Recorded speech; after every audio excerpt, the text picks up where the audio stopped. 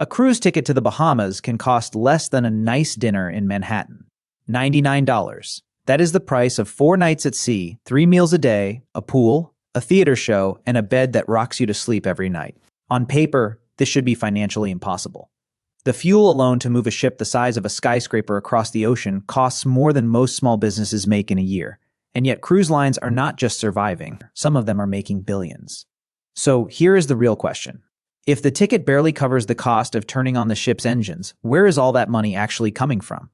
To understand this, you have to stop thinking of a cruise ship as a boat. It is not a boat. It is a floating shopping mall that happens to have a rudder and a surprisingly aggressive gift shop. Royal Caribbean, Carnival, and Norwegian did not build an empire by selling transportation. They built it by selling an experience, and then quietly monetizing every single moment of that experience once you were already on board, thousands of miles from the nearest exit. The math starts before the ship even leaves the port.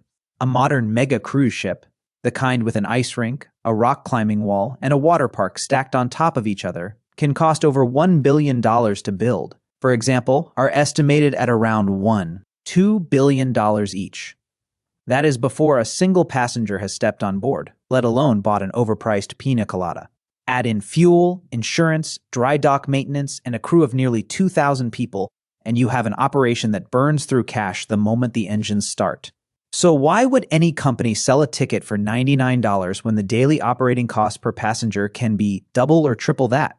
The answer is simple, and it is the same trick used by video game companies, printer manufacturers, and even razor blade brands for decades. Sell the entry point cheap. Make the real money on everything that comes after. This is called the loss leader strategy, and cruise lines have turned it into an art form. The ticket gets you in the door. It is designed to look irresistible on a search engine, cheaper than a hotel room in most major cities. But the moment you step onto that ship, you enter a completely closed economy where the cruise line controls every single option available to you, and they price accordingly. Think about what happens the second you board. You are handed a room key that also functions as your only payment method for the entire trip. No cash, no outside vendors, no competition. If you want a cocktail by the pool, there is exactly one place to buy it, and it is not going to cost $3. Specialty coffee, alcohol packages, spa treatments, internet access, and even bottled water are all sold at prices that would make a hotel minibar blush and quietly apologize. A basic drink package alone can run past $70 a day, and many passengers buy it without blinking because, after all, they already got such a good deal on the ticket. Then there is gambling. Once the ship crosses into international waters, the casino opens, and it operates completely outside of local gaming laws. There is no regulator walking the floor, no mandated payout minimum forcing the house to be fair. Cruise ship casinos are widely believed within the gaming industry to run tighter odds than most casinos on land. For a simple reason, the house does not need to compete with the casino next door. There is no casino next door. There is only ocean and your steadily shrinking vacation budget. Shore excursions are another quiet giant. That snorkeling trip or that guided tour through an old Caribbean town, the one the cruise line so conveniently offers to book for you, often carries a markup estimated at 30 to 50% above what the same local operator would charge if you simply walked up and booked it yourself on the dock. Most passengers never realize this, because convenience beats comparison shopping when you are on vacation and pleasantly buzzed off the drink package you already paid for. And then there is the photography. Professional photographers roam the ship snapping pictures at every formal dinner, every sunset, every port arrival, positioned with the timing of paparazzi who genuinely believe you want 40 photos of yourself holding a mocktail. Individually, a printed photo can cost $20 or more. Multiply that by thousands of passengers taking multiple photos across a week-long cruise, and you start to see a picture, quite literally, of a business built on small transactions that add up into something enormous.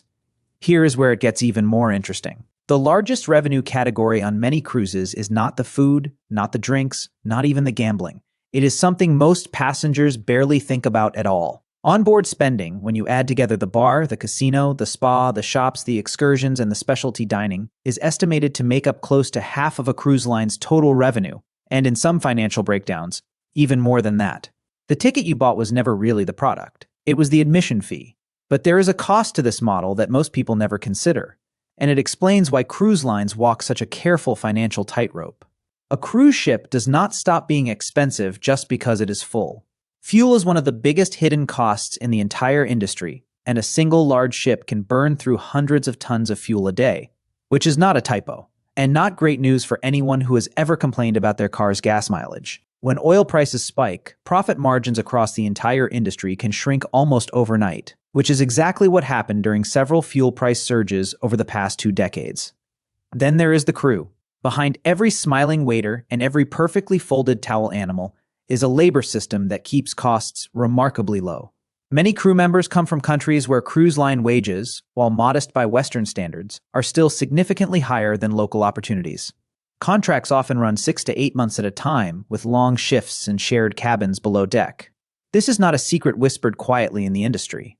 It is openly one of the reasons the math works at all. Labor costs on a cruise ship are a fraction of what a comparable hotel would pay on land, and that gap goes straight into the profit column. Maintenance is another silent expense. Every few years, a ship has to go into dry dock for weeks, sometimes months, generating zero revenue while absorbing massive repair and refurbishment costs. Saltwater is brutal on metal. Engines need constant attention. A ship that looks brand new in marketing photos might be quietly costing millions behind the scenes just to stay seaworthy and up to code, which is more than can be said for most of our bathrooms. And then there is the psychology, which might be the most fascinating part of this entire business.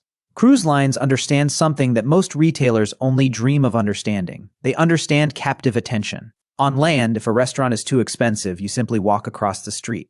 On a ship in the middle of the Caribbean Sea, there is no walking across the street unless you count swimming, which is generally discouraged. This single fact changes consumer behavior more than almost any marketing campaign ever could. People who would never pay $8 for a soda at home will pay it without a second thought at sea, because in that moment, there is no alternative. And vacation brain has a funny way of turning off the part of your mind that does math. Cruise lines also lean heavily into what behavioral economists call the sunk cost effect.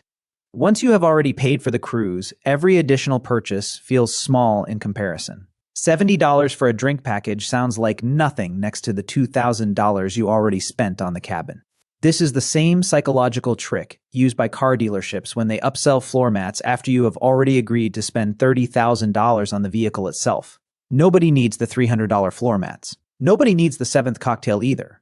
And yet, not every cruise line gets this balance right, and the failures are just as instructive as the successes. In 2020, the entire industry faced a crisis that no spreadsheet could have predicted.